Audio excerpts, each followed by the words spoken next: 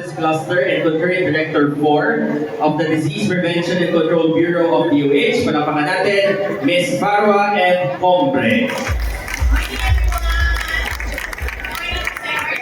Secretary, Director Tina, RD, LG of Caloocan, our dear partners, WHO, Kudyol Foundation, and the rest po. At syempre, ang mga kangkalo, good morning! Morning!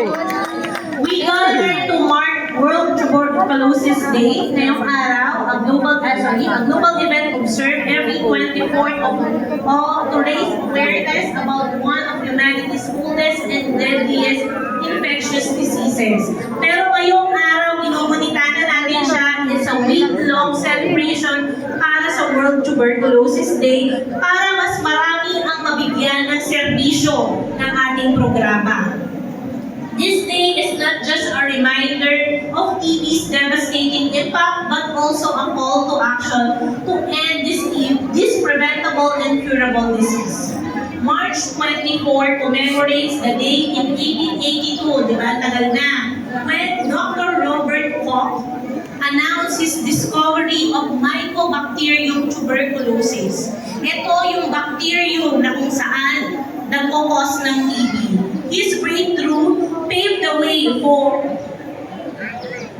diagnosing and treating this disease.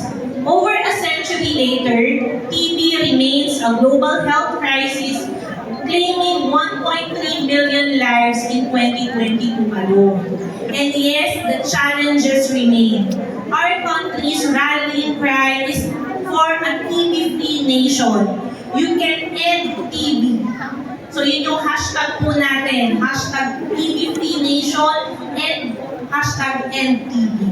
And this includes our youth sector who will be the future generation of our nation.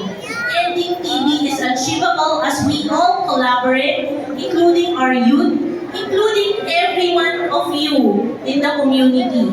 Ang paggunita po natin ngayon ng World TB Day ay sinamahan natin ng pagbibigay ng serbisyo upang kayo ay matugunan sa pamamagitan ng pag-x-ray, pagsuri ng plema o ng dahak, pagkonsulta ng iba't ibang mga kadahilanan na maaaring related sa TB tulad ng HIV at diabetes. May konsulta po na nagaganap sa ngayon na makikita po ninyo ang ating mga mobile vans para matest ito. In our event today, we also want everyone to honor the millions lost to this disease and renew our commitment by providing you the quality service everyone deserves. This is our renewal of our commitment. We are investing to improve our resources and tools and deliver the healthcare services for a TB-free nation you deserve. Makakaasa po kayo na ang DOH ay nandito upang matugunan po natin ang problema ito. Again, maraming salamat po.